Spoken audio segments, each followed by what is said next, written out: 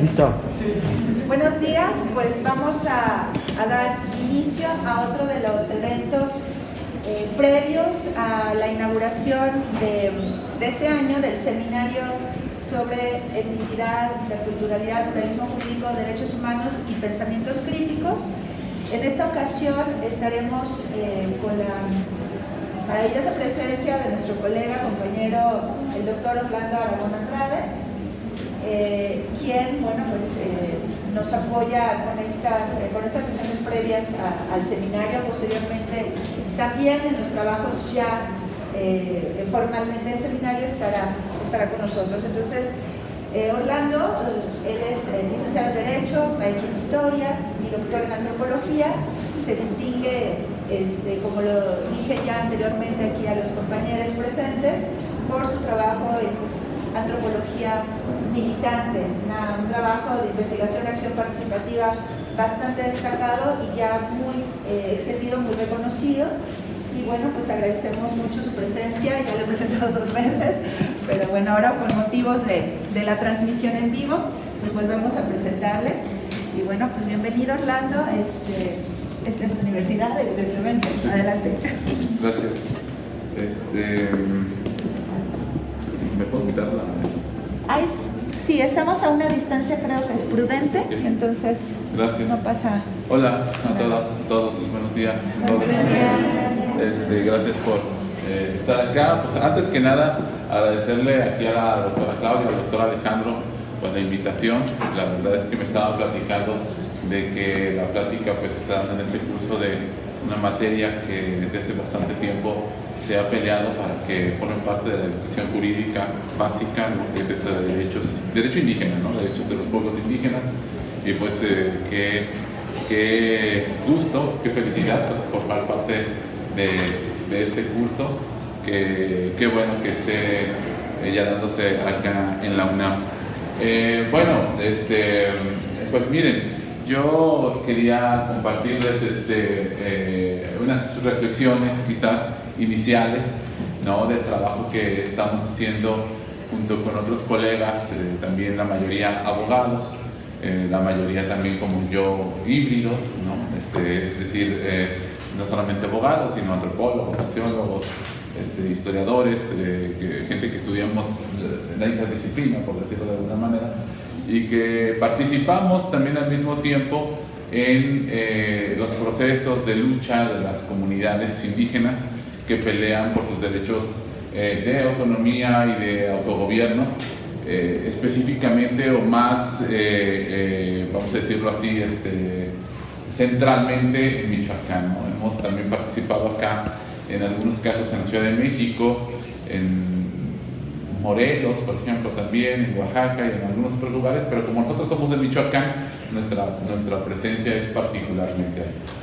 Invitarles que si quieren conocer más ampliamente este trabajo, del cual les voy a hablar así muy rápidamente, está un usuario de Facebook que pueden seguir, que es el usuario de Emancipaciones, se llama el colectivo de abogados con el que trabajamos, el colectivo de Emancipaciones, pero el usuario de Facebook es @emancipaciones, ¿no? Y ahí estamos subiendo información constantemente de los procesos que llevamos, que ahorita pues rondan los 15 procesos de autogobierno que estamos trabajando en Michoacán con comunidades purépechas, del pueblo purépecha, y con comunidades mazahuas. Vamos a empezar a trabajar esta semana muy probablemente ya con los otomís también de Michoacán. Entonces yo espero ahorita poder retratar muy a grandes rasgos lo que se está haciendo y sobre todo cómo podemos pensar el derecho en esos procesos, ¿no? Eso que finalmente es lo que me interesa más que dar una clase sobre autonomía o sobre una cosa así, autogobierno indígena. Un poco creo que lo que sería interesante para mí compartirles es el papel que tiene el conocimiento jurídico en estos procesos, ¿no? Por decirlo.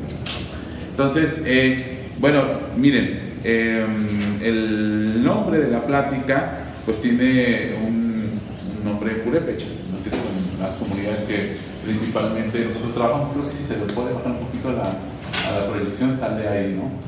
Que es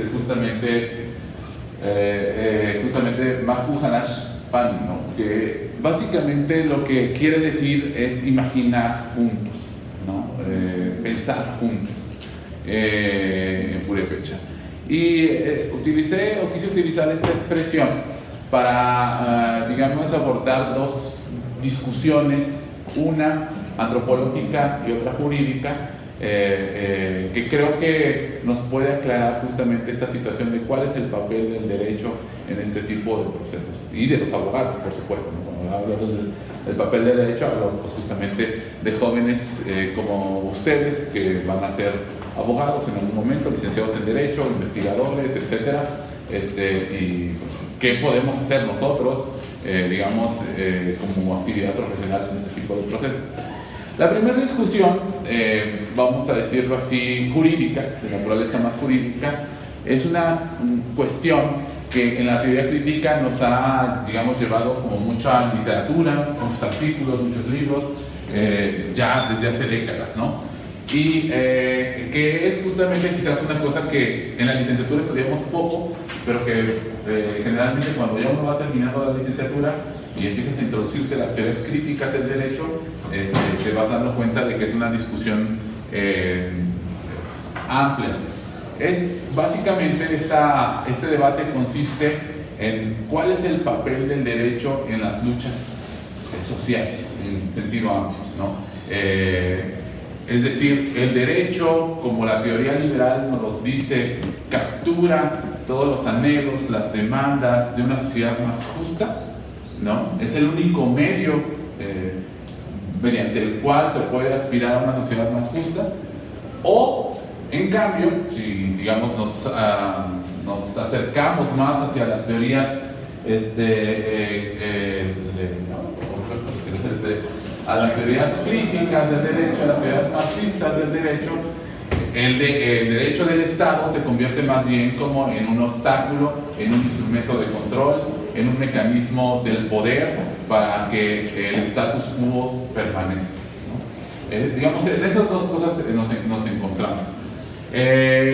Y generalmente, obviamente, existe una versión dominante también de las aproximaciones críticas que es muy desconfiada del derecho estatal y de entonces también del papel de los abogados en estas luchas sociales. Porque bajo esa lógica, el papel que jugarían los abogados sería involuntariamente la de la reproducción del poder. Es decir, al nosotros utilizar los juicios, el amparo, el JDC, lo que ustedes gusten y manden, al invocar las leyes, el derecho constitucional, los derechos humanos, involuntariamente estaríamos refuncionalizando e invocando los principios que sostienen el status quo, los poderes fácticos, políticos, económicos que controlan el país y que por consecuencia, entenderíamos, pues también mantienen sometidos a los pueblos y a las comunidades indígenas, ¿no? Es una lectura, digamos, bastante común en la teoría crítica del derecho, ¿no? Y entonces, por eso, a veces en los planteamientos críticos pareciera que la consecuencia de esta lectura es mejor no usemos el derecho del Estado, porque al hacerlo, pues entonces estamos refuncionalizando el sistema, ¿no? Y de hecho no es casual, esta es una cuestión que pudiéramos discutir quizás en un futuro, pues, digamos, más ampliamente. Yo creo que será una discusión necesaria en su momento. Nos lleva a justamente que los planteamientos teóricos se queden como en la teoría, se queden como en discusiones de libros, seminarios, etcétera, pero que no tengan una dimensión práctica. Porque justamente la consecuencia de esta denuncia de decir, bueno, si nosotros utilizamos el derecho estatal, estamos refuncionalizando el sistema jurídico dominante, pues es mejor no lo utilicemos. Y si no lo utilizamos, pues simplemente no acudimos ni a tribunales ni a ningún lado para defender, digamos, a las comunidades y pueblos indígenas, ¿no? Esa sería una discusión. Otra discusión que quizás, no sé qué tan cercanos, que seguramente ya lo han visto en alguna medida, aunque sea con Claudia, es el tema de las autonomías. Yo creo que si les pregunto qué se imaginan que es la autonomía indígena, casi estoy seguro que los que más o menos tienen alguna referencia, porque a lo mejor muchos no saben de qué hablamos, porque no es un tema pues de derecho, básicamente de las facultades de derecho. Nos recordaremos el ejército zapatista, ¿no? Nos recordaremos Chiapas, nos recordaremos el zapatismo, ¿no? Y para bien y para mal, este imaginario de que la autonomía es el zapatismo, son las experiencias de Chiapas, pues nos marca también una discusión bastante parecida a esta que yo les decía en el campo jurídico, que es básicamente una división que concibe las autonomías en dos, también una clasificación binaria, por decirlo de alguna manera, ¿no? Que es justamente esta cuestión de las autonomías de facto y las autonomías de jure, ¿no? Es decir, las autonomías, como dirían los zapatistas, sin permiso, y por consecuencia las autonomías con permiso, por decirlo de alguna forma. Y que en este caso, dos experiencias creo que son las que, ¿cómo decirlo?, encarnarían esta división. Sin permiso y de facto y contra el Estado sería la versión zapatista, ¿no? Que sabemos que justamente es una versión que plantea una separación del Estado, la generación de un poder comunitario completamente distante de las políticas de gobierno, del derecho estatal, de los derechos humanos en su sentido formal, por decirlo de alguna forma. Y una autonomía de jure, muy probablemente podríamos encajar el caso de Oaxaca, en donde a lo mejor no lo saben, no sé si ya tienen clases de derecho electoral o si los van a tener más adelante, pues ya verán que Oaxaca es una excepción en el Estado mexicano, porque cuenta con elecciones por usos y costumbres que se pueden hacer, elegir, por ejemplo, ahora ya también gobernador, sin partidos políticos, ¿no?, sino por asambleas comunitarias, etc. Entonces hay un esquema distinto, pero esa autonomía, estas elecciones por usos y costumbres, esos gobiernos municipales híbridos entre indígena y estatal, están regulados. Hay un código electoral, hay leyes de derechos de pueblos indígenas, etc. Entonces tienen una relación con el Estado distinto. No sé si me explico en estas divisiones, ¿no? Ahora, ¿qué es lo que pasa? Aquí solamente escogí unas fotos para que vean ustedes un poco el trabajo que nosotros hacemos en Michoacán, en distintos espacios.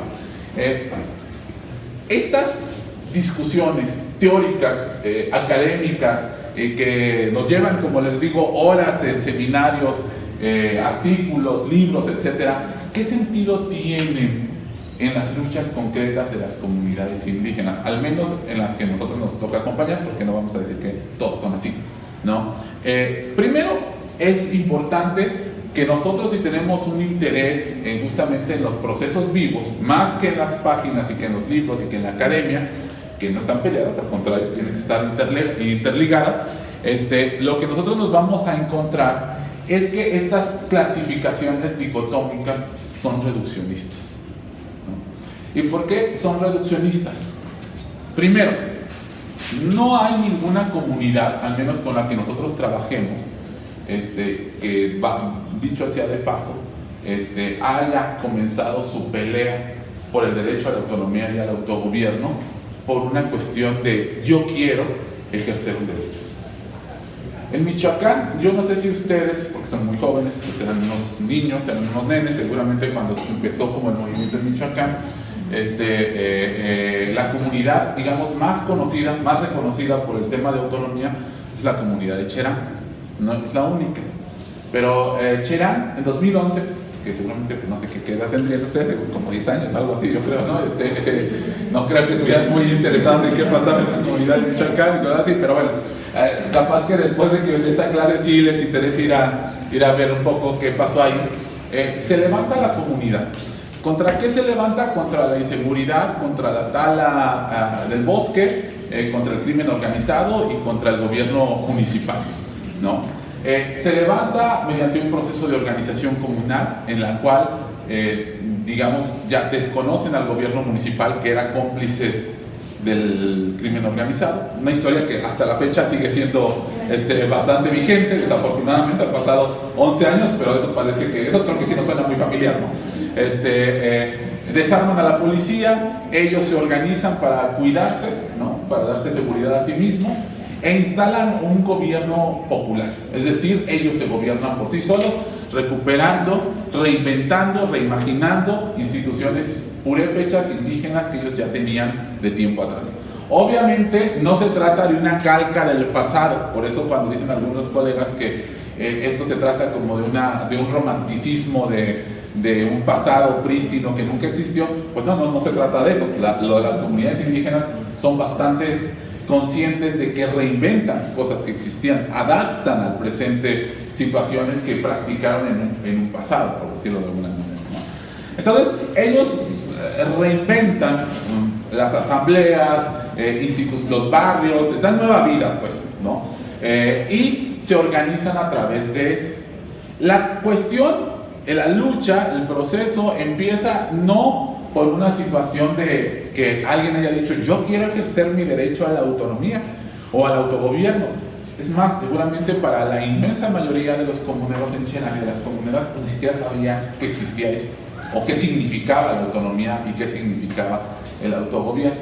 Simplemente sabían que ya no podían vivir secuestrados, que ya no podían permitir que les robaran su bosque, que lo destruyeran, que la policía hiciera sus tropelías. Son problemas concretos, no son problemas jurídicos ni problemas teóricos los que la gente ve. Bueno, inician este procedimiento, pero coincide con las semanas la jornada electoral en Michoacán. Y entonces, la jornada electoral, pues como ustedes saben, traen candidatos, partidos políticos, elecciones, etc. Esto amenazaba ese gobierno popular que ellos habían instaurado. Entonces, es cuando ven necesario iniciar, a la par del proceso organizativo comunitario, una serie de mecanismos de defensa jurídica. Y es así como empezamos nosotros también a colaborar con ese proceso, ¿no? Como abogados, como abogadas también, quienes participamos en la defensa del gobierno comunal, de la organización comunitaria, pero para lograr esa defensa, para que lo mantuvieran, pues básicamente, pues ¿qué fue lo que tuvimos que hacer? Una traducción legal y decir, se debe de mantener este gobierno porque tienen derecho a la autonomía y al autogobierno. Pero la lucha no fue por la autonomía ni por el autogobierno, fue por un problema bien concreto que después se traduce, digámoslo así, en una situación que jurídicamente le llamamos de esta manera. Esto es muy importante porque desde esa experiencia hasta la fecha, esta es una foto por ejemplo de Cherán, justamente, desde esa experiencia hasta la fecha, todos los procesos de autonomía no nacen por que una comunidad diga un día, yo escuché que tenemos derecho a tal cosa, así en abstracto y queremos eso. Tienen problemas concretos. Por ejemplo, la seguridad, la violencia policíaca, el despojo de su territorio, etcétera, que la autonomía se convierte en un derecho que les cae bien para organizarse por sí solos e impulsar sus procesos. ¿Esto qué nos dice?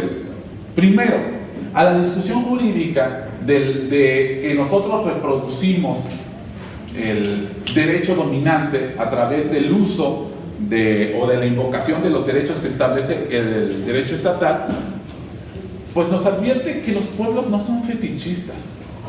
O sea, los pueblos, las comunidades instrumentalizan el derecho.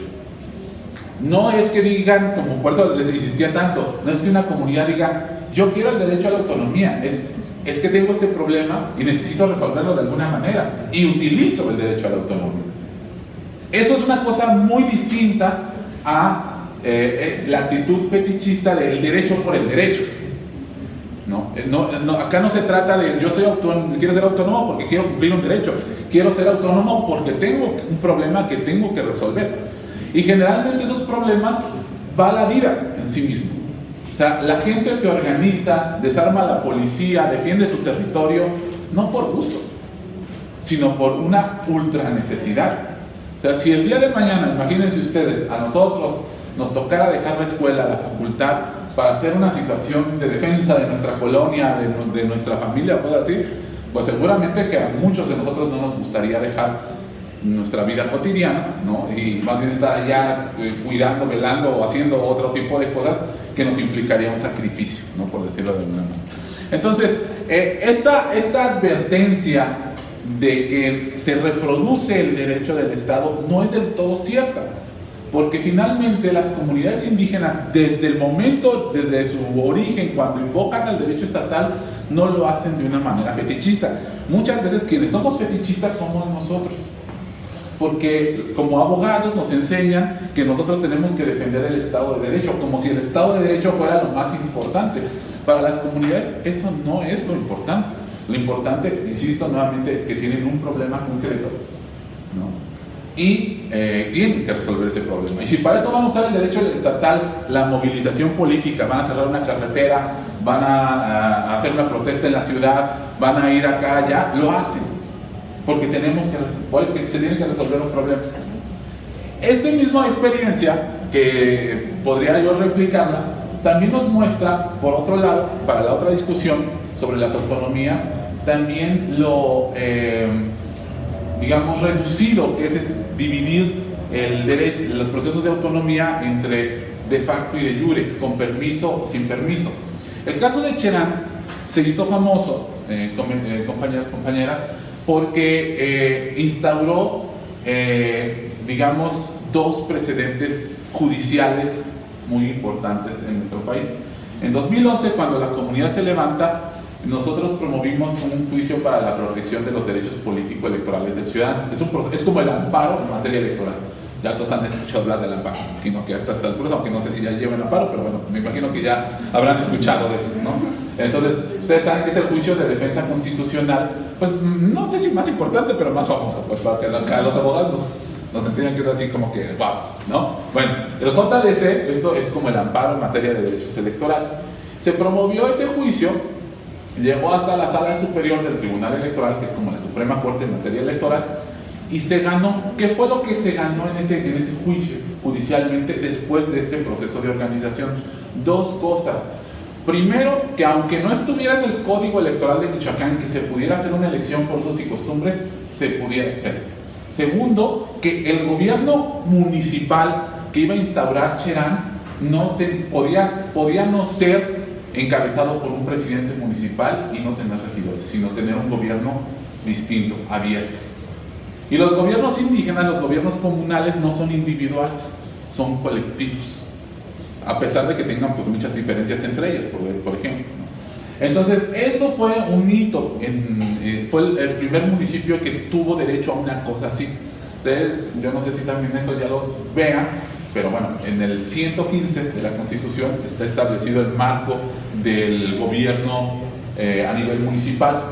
Y si ustedes van a ver ese artículo, lo que pasa con Cherán y ahora con otras experiencias, el Ayutla de los Libres, Oxchuc y bueno, otros municipios, en Morelos también, ya no es nada más lo que dice el 115, ¿no? O sea, mediante ese juicio se abrió una opción diferente, una vía diferente, etc.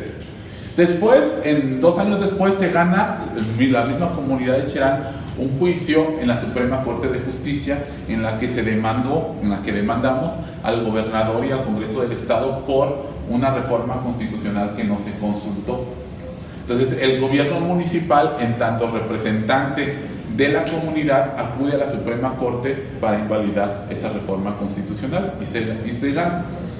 A ver, más allá de los casos que eso en sí mismo puede ser otro tema, no de esta materia, y no es lo que me interesa, ¿no? O sea, puede ser como una cosa de juicios constitucionales, o cosas así. En sí mismo tiene su complejidad, por supuesto. Lo importante para los efectos de esta plática es que, de lo que estamos un poco planteando, es que estos procesos que desde fuera se pueden calificar como procesos de jure, o sea, procesos en donde se mueve el derecho para lograr que se reconozca la autonomía y el autogobierno, en realidad mezclan siempre las dos cosas. Los pueblos indígenas, históricamente, es algo que no sabemos, quizás en nuestras clases de historia del derecho se debería de acentuar más, han sabido utilizar de una forma muy creativa el derecho y la acción política. La acción política en este caso incluiría la organización comunitaria. Cuando hace falta movilizarse, se movilizan. Cuando hace falta usar el derecho, usan el derecho. Lo de Cherán, como les digo, no es que hayan pedido permiso para organizarse y destituir al presidente municipal. Arantepacua, San Felipe, Cheranástico. Yo les podría decir la última, por ejemplo, Zitácuaro, ¿no? Las comunidades mazahuas, 4 comunidades que se articulan porque el crimen organizado y el gobierno municipal de esa región está coludido. y lo primero que hacen es tomar el control de la seguridad. ¿Ustedes creen que con esto, que para hacer eso uno puede ir a decir, presidente municipal o Suprema Corte, ¿me darás permiso de no dejar entrar a la policía y yo aquí organizarme y portar armas? Pues obviamente no, eso es una cuestión de organización comunal, de acción política directa. Pero cuando ya necesitan o requieren la formalización de su gobierno comunal, entonces sí acuden al derecho, a un procedimiento legal. Eso es lo que en teoría crítica se llama uso político del derecho, o lo que en otra vertiente teórica, en otra vena, llamamos uso contrahegemónico del derecho. Es decir, las comunidades indígenas han logrado desarrollar históricamente, como les digo yo, una forma de utilizar el derecho en la que está de alguna forma desfetichizado. No se trata, insisto, del Estado de Derecho en ciego, sino ¿qué me sirve del derecho para eso que yo estoy impulsando? Ustedes ya seguramente para este momento de su formación pues conocen las leyes de la reforma, ¿no? De la Constitución de 1857, de toda esta cuestión de Benito Juárez, de la desamortización de bienes eclesiásticos, comunales, todo eso, ¿no? Hay cosas que a veces no sabemos, pero en ese proceso uno de los actores más afectados fueron las comunidades indígenas, porque no solamente se le quitó los bienes al clero, sino también a las comunidades, a su tierra. Pues está ampliamente documentado que mediante la movilización del derecho y mediante la movilización política y la organización comunitaria, muchos pueblos y muchas comunidades lograron mantener sus tierras. O sea, eso que estamos haciendo ahora y que ahora se llama, por ejemplo, rimbombantemente litigio estratégico, o que lo llamamos así, pues en realidad es una cosa que se ha hecho desde hace mucho tiempo. Solo que claro, ahora utilizamos derechos humanos, cosa que antes no se utilizaba. Era el derecho civil, el derecho agrario en su momento. También el derecho agrario ha sido muy importante para los pueblos en su momento. Ahora los derechos humanos, lo que va cambiando es la retórica, el discurso jurídico que utilizamos, pues, por decirlo de alguna manera. Y bueno, ciertamente ciertas cuestiones teóricas. ¿Qué quiere decir esto, compañeros? Pues justamente que lo que se hace en estos procesos de resistencia autonómica, que en Michoacán, como les digo, tienen 11 años, y que iniciamos primero con cosas que no estaban en la ley, que no estaban reconocidas, que no estaban en el marco jurídico mexicano, y que hoy ya apuntan hacia cierta consolidación legal de los procesos de autonomía. Por ejemplo, hoy en Michoacán ya se habla, incluso en el gobierno del estado, del cuarto nivel de gobierno. Ustedes saben, por nuestras clases de teoría del Estado, no sé cómo se llama acá en la facultad, teoría del Estado, el Estado mexicano tiene 3 niveles: la federación, el estatal y el municipal, las alcaldías aquí en la Ciudad de México, ¿no? En Michoacán ya se habla de un cuarto nivel de gobierno, porque las comunidades indígenas son submunicipalidades, no son alcaldía ni municipalidad, no tienen esa figura, son más pequeñas, ¿no? Y entonces allá hablamos de cuarto nivel de gobierno, porque con los procesos de autogobierno, con los mecanismos, ya sea por vía judicial, ahora hace un año se logró una reforma en la ley orgánica municipal que ya establece un procedimiento para adquirir autogobierno de manera no jurisdiccional, sino mediante un proceso administrativo. Lo que ocurre es que las funciones que ejerce una alcaldía aquí se le transfieren completamente a una comunidad indígena. Y entonces lo que se convierte, pues, es como una alcaldía chiquita, si me permiten ponerlo en términos de aquí de la Ciudad de México, ¿no? Allá sería un municipio pequeño, pues, por decirlo de alguna manera. Esto, pues, es una cosa inédita en nuestro país, porque así como en 2011 la resolución del Tribunal Electoral creó un régimen diferente al del 115 que establece nuestra Constitución Federal, pues eso también es una cosa que va más allá del 115. Y uno podría decir, bueno, ¿qué no será eso inconstitucional entonces, no? O ¿cómo es esto que haya unas realidades legales que estén más allá de la propia Constitución? Bueno, creo que aquí también, si ya llevan derechos humanos, me imagino que por ahí ya tendrán clases de derechos humanos, sabrán pues que es una parte de la consecuencia del artículo 1 y del bloque de constitucionalidad, del control de convencionalidad, etc. O sea, ya nuestro derecho es mucho más complejo que cuando nosotros estudiamos, que era así, Kelsen y la pirámide, y arriba de la Constitución no hay nada, pues, por decirlo de alguna forma. Acá el artículo primero de la Constitución, combinado con tratados internacionales o con el corpus juris del derecho internacional de los derechos humanos, puede generar situaciones nuevas.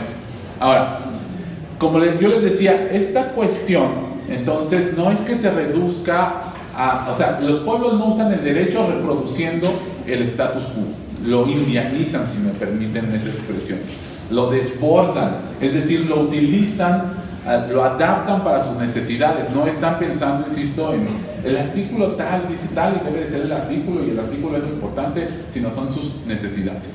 El uso práctico del derecho estatal es otra cosa. Las autonomías de facto y de jure pues son más una retórica que una práctica realmente, porque todas las autonomías, incluso la zapatista, apela a algo de los derechos humanos o del orden constitucional mexicano, aunque tenga un componente distinto. No quiero decir que todos los procesos de autonomía sean iguales, pues, solo que todos tienen ese componente en mayor o menor medida, ¿no? En estos casos, en todos estos procesos, esta es por ejemplo una foto de una toma de la carretera que se hizo ahora recientemente noticias en una comunidad de Carapan, que se llama Carapan, en Michoacán, que salió en la noticia. Lo pongo para que vean también uno cómo se traslada del tribunal a la calle. O sea, cuando la comunidad hace este tipo de acciones y nosotros nos queremos descolonizar como abogados, también tenemos que aprender a llevar el derecho a un tribunal como la Suprema Corte, ganar juicios en la Suprema Corte, como también estar con las comunidades en sus asambleas, en la calle, en las acciones políticas, etc. Esto es el derecho indígena en la praxis, ¿no? Porque se mueve así. Entonces, como les digo, estas categorías duales realmente no son suficientes para entender lo que ocurre. Ahora, ¿por qué imaginemos juntos? ¿Por qué tiene ese título la plática?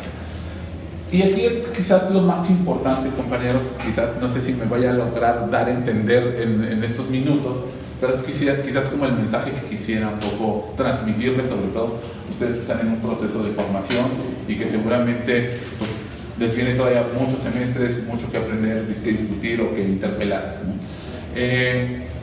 Una de las cosas que a nosotros nos enseñan en nuestra formación como abogados se parece mucho a la del sacerdote y a la del médico. No por algo somos profesiones muy viejas, pues, por decirlo de alguna forma. Yo no sé si todavía les pase a ustedes, pero a mí, no sé si no son toda edad también, cuando voy al médico siento que me van a regañar, ¿no? O sea, y a mí me da mucho coraje porque digo, bueno, pago para que me soluciones un problema, no para que me regañes o para que me digas o cosas así, ¿no? Y los abogados suelen hacer lo mismo. Cuando tienes un problema, no solamente primero te regañan que por qué no hiciste esto, por qué lo otro, pues así. Tenemos una formación muy vertical, ¿no? En la que nos enseñan, ustedes que están estudiando acá, en la facultad, van a dar las soluciones a los problemas jurídicos, obviamente, de la gente que acuda, ¿no? Si pensamos en la postulancia liberal, por decirlo así, como abogados postulantes que tengamos en nuestro despacho, etcétera, o incluso pública, ¿no? También como defensores públicos estamos acostumbrados a quien sabe de derecho somos nosotros, quien no sabe es quien acude a nosotros, por decirlo de alguna forma, ¿no? ¿Qué es lo que ha pasado en todos estos procesos? Y que ha sido como el aprendizaje primero para nosotros y después la práctica en lo que hacemos ya. Primero, darnos cuenta de que nosotros sabemos de derecho, por supuesto, pero también las comunidades saben. Entonces, la relación que se construye con ellas no puede ser de yo te voy a decir qué vas a hacer, sino también de esto que llamamos ecología de saberes. Es decir, ¿cuál es el discurso? ¿Cuál es el mecanismo? ¿Cuáles son los tiempos? ¿Cuáles son las necesidades de un proceso de resistencia y de organización comunitario concreto? Te hace y te debería de hacer llevar a trazar cuál es la mejor ruta jurídica para ese proceso. Es decir, aquí ya se trata entonces de adaptar el derecho, tanto en su forma procedimental como en su discurso sustantivo, por decirlo de alguna forma, que sirva a ese proceso de resistencia. Es decir, simplemente en este caso que ya no puedo detenerme en otros porque el tiempo no me va a dar, ¿no? De lo de Cherán. Podríamos irnos por amparo, podríamos irnos por JDC, tenemos una serie de mecanismos y de procedimientos judiciales. ¿Por qué hacer uno y no otro? ¿Por qué, por ejemplo, hicimos una controversia constitucional para impugnar la reforma constitucional y no un amparo o no otro procedimiento? Bueno, porque obviamente si uno se compenetra y entiende cuáles son los objetivos de un proceso de resistencia, vas a utilizar tu conocimiento jurídico para potenciar, para obtener dos cosas. Obviamente a uno le toca pues ganar, porque si no pues cualquier cosa y cualquier ocurrencia vale, ¿no? Y entonces voy a hacer qué sé yo, cualquier locura podría uno hacer, ¿no? Pero también pues para potenciar el discurso político, la reivindicación, el planteamiento que se está haciendo. Es decir, por ejemplo, les pongo un caso. El amparo se podría hacer en el caso de la controversia, que creo que es el ejemplo más claro. Pero se hizo una controversia constitucional en la que existía el precedente, ustedes ya seguramente lo vieron aquí con Claudia, la reforma del artículo 2, también tiene más años todavía, no creo que no había nacido o por ahí estaba naciendo, en el 2001, ¿no? Cuando se hizo esa reforma, se interpusieron más de 300 controversias constitucionales, porque hubo mucha inconformidad de las organizaciones. Ninguna prosperó. ¿Por qué nosotros interpusimos una controversia constitucional si nuestro precedente anterior era 300 que les habían dado palo, ¿no? ¿Que nosotros éramos más chingones que esos 300? Pues la lógica sería, oye, pues yo creo que no, o sea, yo creo que sería muy, muy ególatra decir, nosotros sí vamos a poder. Cientos casos, pues controversias, seguramente muchos por los mismos abogados, pero bueno, como sea, era un antecedente muy negativo. Cualquiera te hubiera dicho, si lo pensaras como abogado, simplemente, no es por ahí, vete por el amparo. No, vete por el amparo porque quizás tengas más chance, por lo menos no tienes esa tunda que nos dieron, ¿no? Pero ¿por qué se hizo por controversia constitucional? Un juicio de amparo lo tramitas en un juzgado de distrito. La controversia constitucional en la Suprema Corte de Justicia. Políticamente tiene muchísimo más visibilidad un juicio en la Suprema Corte que hay un juicio perdido en el juzgado de distrito, que eventualmente podría llegar a la Corte, pero sí va a tardar años. Entonces, simplemente el hecho de que si tú estás demandando al gobierno del Estado, lo demandes en el escenario máximo de la justicia mexicana, si piensas ya una estrategia mediática, pues te va a dar mucho más. Segundo, el amparo, aunque ahora ya hay una reforma que se puede tramitar amparos colectivos y digamos más flexibles, en aquel momento pues eso todavía no está. El amparo se tenía que tramitar como personas, como individuos, y la controversia constitucional te permitía presentarlo como autoridad representante de un municipio que no tiene presidente municipal, no tiene una autoridad única, sino un consejo de gobierno de 12 personas, que al mismo tiempo era la prueba de reconóceme Suprema Corte como también autoridad, aunque no sea un presidente municipal. Entonces, ese tipo de cosas van más allá de lo procesal. O sea, no se trata entonces aquí de voy a ganar el juicio porque voy a ganar el juicio. Podríamos perderlo, de hecho, era muy probable que lo perdiéramos. Claro, acá también nosotros teníamos de nuevo, para estos 300 casos, el artículo primero, que fue justamente lo que no tuvieron los abogados en 2001. Entonces también era poner a prueba hasta ver hasta dónde nos da el artículo 1. Pero era un arriesgue, o sea, no era el camino más incierto procesalmente, pero sabíamos que algo íbamos a ganar y que era justamente toda esta exposición mediática y afirmación del proyecto y del proceso político que estábamos empujando en ese momento. Todo eso, compañeros, ¿qué es lo que implica? Pues esto, un diálogo de saberes, platicar con la gente, qué es lo que le interesa, qué es lo que quiere de su lucha y poner el derecho al servicio de las personas. Obviamente en este diálogo, en este entender, en este conocer, uno aprende también, por supuesto. ¿Qué nos enseñan a nosotros de lucha social en la facultad? Nada, al contrario, yo creo que más bien no lo hagan, ¿no? En mis clases sí. Bueno, claro, sí, perdón. No, por supuesto, aquí estos dos excelentes maestros, por supuesto. Sí, pero hablo en términos generales, Sí, nuestra formación jurídica está más llena de lo contrario, más bien de eso está mal o una cosa así. Evidentemente, también, como decía Claudia, yo creo que una de las cosas que muchos entramos a la facultad, pues un poco con una idea de justicia, aunque sea media romántica, lo que ustedes gusten y manden, sin embargo, no nos enseñan el derecho desde el punto de vista de los subalternos, pues, por decirlo de alguna manera. Es más, se borra esa división.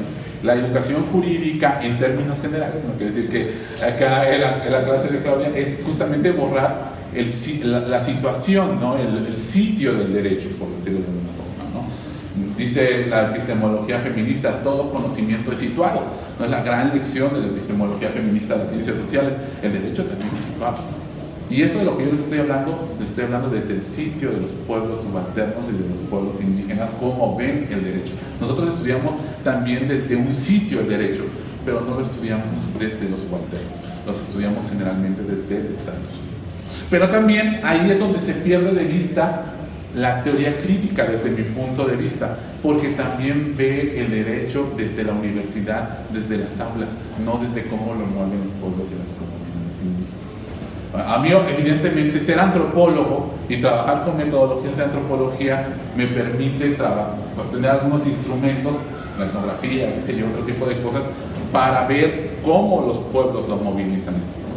Entonces, miren, decirles que esto de la ecología de saberes es, primero, aprender, dialogar, entender qué es lo que la gente quiere, qué es lo que está buscando, qué es lo importante. ¿Lo importante es ganar un juicio o lo importante es su proceso social, su defensa, los intereses que están defendiendo, la vida, su bosque, la organización comunitaria, su cultura, la lengua, etc.? Eso es fundamental. Y después de eso, tomar las decisiones legales pertinentes, que es lo que nosotros aportamos. Pero ya entonces, esa acción legal ya no es la reproducción del sistema jurídico dominante, ya es otra cosa, ya es una cosa que, como les dije, se indianiza al derecho estatal. Si me permiten, en un sentido político, se le contamina al derecho estatal con una energía emancipadora, con una energía, con un conocimiento, no nada más energía, que lo desborda, que lo subvierte. Por eso, estas discusiones académicas de que si usamos el derecho estatal estamos reproduciendo el sistema dominante, pues en la práctica no es así, o no es tan así. Ahora, una de las cosas también importantes es que esto rompe con una cosa que yo le he llamado el abogado rey, que tiene que ver mucho con esta idea del filósofo rey, que el abogado es el que sabe y la gente no. Entonces estamos acostumbrados a no dialogar, porque nosotros somos los que sabemos y más bien nosotros te vamos a decir qué vas a hacer. Tienes que cambiarla justamente por lo que otros colegas han llamado abogado comunitario, es decir, un abogado que sepa dialogar con la gente, que esté dispuesto a aprender y que construya cosas nuevas. Estos litigios, compañeros, al menos en nuestra experiencia, los que hemos llevado, que son también después hicimos otros importantes, de los cuales no voy a hablar acá, no es por nuestra genialidad, no es porque digas, ay, estos que, como les decía, son mejores que los 300. Yo estoy convencido y lo repito, es también de lo que aprendimos en las comunidades. Son estas otras ecuaciones que sus necesidades te llevan a plantear nuevos tipos de litigios con otras estrategias y que afortunadamente han salido. Algo también nosotros tenemos nuestro mérito, por supuesto, saber utilizar el derecho, y esa es nuestra obligación, para eso estamos acá. No es para hacer nada más compas, no digo que bueno que seamos solidarios, pero hay que dar algo que también ayude a estos procesos, ¿no? ¿Qué quiere decir entonces esto? Que desde estos juicios que abrieron el espacio, ¿no?, que después han ido profundizando el tema del autogobierno, a esto que yo les digo del cuarto nivel de gobierno, que después han generado leyes ya, y que hoy, por ejemplo, ya lo que estamos empezando a discutir es el reconocimiento de la seguridad comunal y cómo se articula con la seguridad pública, el reconocimiento del gobierno comunal y cómo se articula con los otros niveles de gobierno, es un trabajo en conjunto, es una ecología de saberes, es un imaginar juntos, ¿no? Es decir, es poner en diálogo, poner en suma las formas de organización, las formas jurídicas de una comunidad indígena, sus aspiraciones, el tratar de resolver ciertos problemas, pues miren, que parecen menores, pero que sin esos no hay vida, por decirlo de alguna forma, ¿no? Por ejemplo, en muchas comunidades la marginación de no tener servicios básicos. El problema es no tener agua. No, es que también sin eso pues, nos podemos imaginar, ¿no? Hacer eso con lo que nosotros como abogados, abogadas, podemos construir. Conocemos, para eso estudiamos Estado, más o menos tenemos una idea de qué es el Estado mexicano, cómo funciona. Para eso estudiamos Derecho, ¿no? También sabemos cómo funciona el régimen jurídico. Entonces, nosotros tenemos que ser como el medium entre las aspiraciones de las comunidades y la deconstrucción, lo que nosotros llamamos la descolonización del Estado mexicano y la descolonización del derecho estatal. Cuando, al menos en mi caso, y creo que la gente que trabajamos, hablamos de descolonización, no hablamos de un rollo teórico, filosófico, que hay una discusión sobre eso, importante, que no hay que perder, y porque además también no te puedes hacer simplemente empirista, eso ya tiene una gran discusión sobre eso. Pero cuando nosotros pensamos en la descolonización es cómo abrimos a este Estado, generalmente a fuerza, usando el derecho, usando la movilización comunitaria, política, para nuevas formas de democracia, para nuevas formas de seguridad, para nuevas formas de legalidad, nuevas entre comillas. ¿Por qué? Porque ya estaban, no estaban reconocidas, pero son nuevas de alguna manera porque las que ya estaban no estaban articuladas al Estado, estaban de alguna forma excluidas, ¿no? Entonces, por eso el trabajo de la construcción del autogobierno en Michoacán es, y bueno, y en varias partes, yo conozco más o menos el proceso aquí de Xochimilco, por ejemplo, es el de construir juntos, ¿no? Se requiere, si aspiramos justamente a transformar nuestra sociedad, nuestro Estado y nuestro derecho, las dos cosas. No es nada más un camino de las comunidades, por decirlo de alguna forma, y mucho menos un camino nada más de los abogados o de la academia progresista. Es una posibilidad al mismo tiempo de repensar nuestro Estado y nuestro derecho, de una cosa que es fundamental, ya con esto cierro, es de repensar cómo construimos nuestro conocimiento. De no olvidarnos que la facultad, que esos espacios son fundamentales para aprender cosas, pero que no son ni el único espacio, ni quizás a lo mejor el más importante para aprender derecho, situado, como yo les decía, situado desde los pueblos, situados desde los colectivos feministas, situados desde las luchas por la diversidad. Hay que aprender también de la gente, hay que estar atentos a eso y hay que también desarrollar medios, mecanismos para aprender. Porque nuestra metodología de abogados pues, no nos lleva muy lejos, ¿no? Nos lleva aquí, por decirlo de alguna forma, a escucharme a mí y a otros colegas y agradecerles mucho por su atención.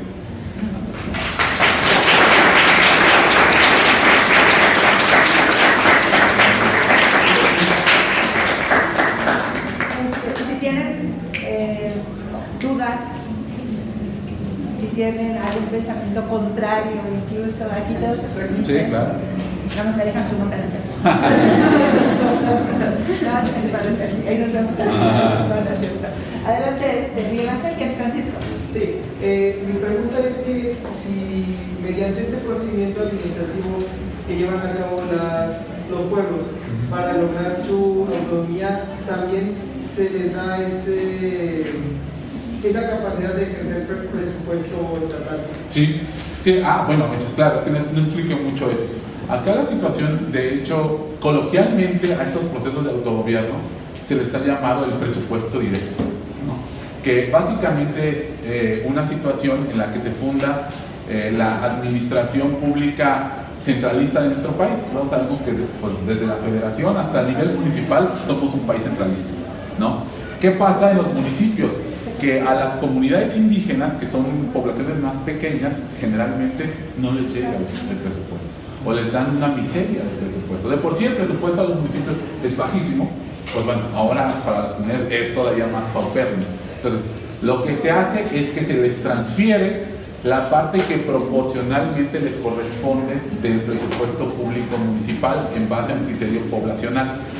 Pero la transferencia de ese recurso es para ejercer las funciones de gobierno, no para me lo gasto en lo que quiera, pues con lo que se me ocurre. Por eso se habla, el concepto es autogobierno, porque lo que tú haces es ejercer funciones de gobierno, cosas que ya las comunidades hacían en varias dimensiones, pero sin presupuesto y de una manera pues muy limitada. O sea, ahora por ejemplo una cosa que se puede hacer es generar obra, ¿no? O sea, infraestructura, ¿no? Y eso pues aunque se hacían faenas, aunque se hace tequio en varias comunidades, pues el trabajo comunal, la aportación que hacen los vecinos pues es más pequeña de lo que el presupuesto puede ser, efectivamente. La Ley Orgánica Municipal de Michoacán, que entró en vigor hace un año, permite eso. ¿Sí? El tequio es el trabajo comunal, el trabajo comunitario. Es un trabajo gratuito que se acostumbra a hacer en las comunidades, que tiene que ver también con un principio cultural, pero con también necesidades concretas. Yo creo que eso no hay que olvidarlo. Es decir, las comunidades indígenas son comunidades generalmente olvidadas, marginadas por el Estado. Entonces, hasta para construir una escuela, si los vecinos no la construyen, el Estado no la construye. Entonces, el tequio, porque es una forma que en Oaxaca así se le llama, es justamente la manera en la que los vecinos suelen... mira,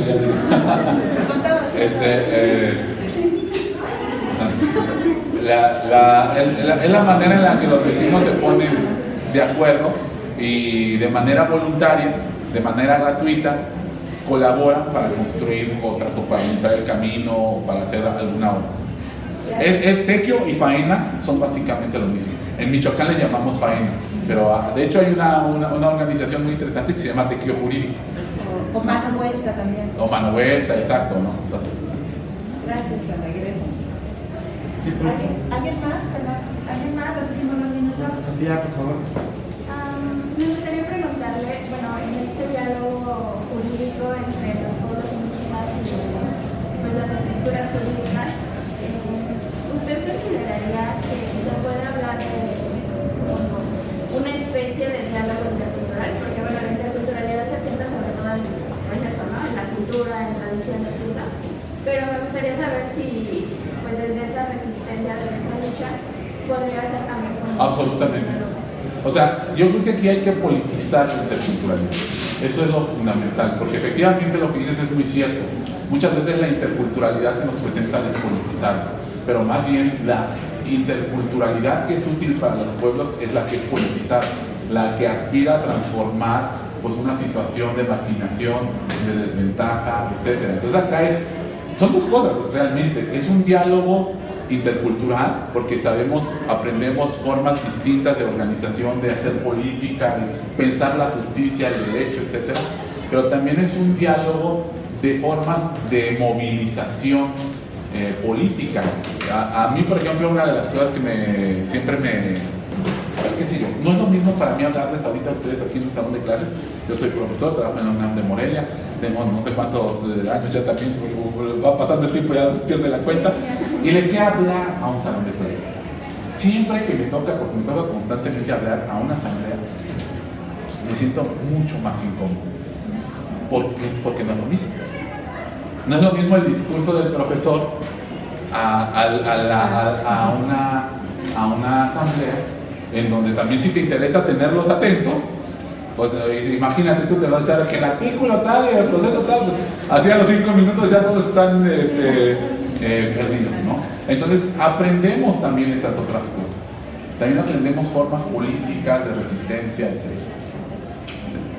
Sí, pues muchas gracias, Orlando. La verdad es que muy interesante la charla. Falta invitarte nuevamente para profundizar en estos casos nuevos, ¿no? Y en las estrategias.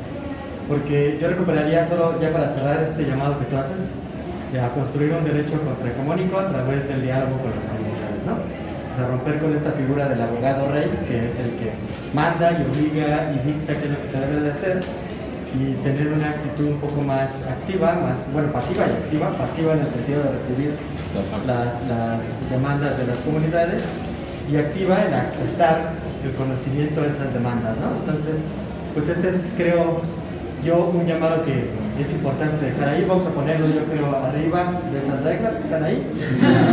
Acuérdate de escuchar a las comunidades y no imponerles sus dinámicas, porque es la única manera de construir otra sociedad, ¿no? Otra sociedad más justa. Y le agradecemos mucho a Orlando, que es un actor fundamental en este proceso. Repito, qué bueno que no se abordaron muchos temas, porque así permanece la invitación. Vamos a la a... siguiente. Hablamos de los casos más en concreto después cuando... En el seminario, cuando nos trabajamos en el seminario, pues sí, entonces la distancia entre la universidad, la academia y el mundo real, ¿no? Es la ruptura también de jerarquías. Entonces eso lo hemos hablado mucho acá. Pues muchas gracias.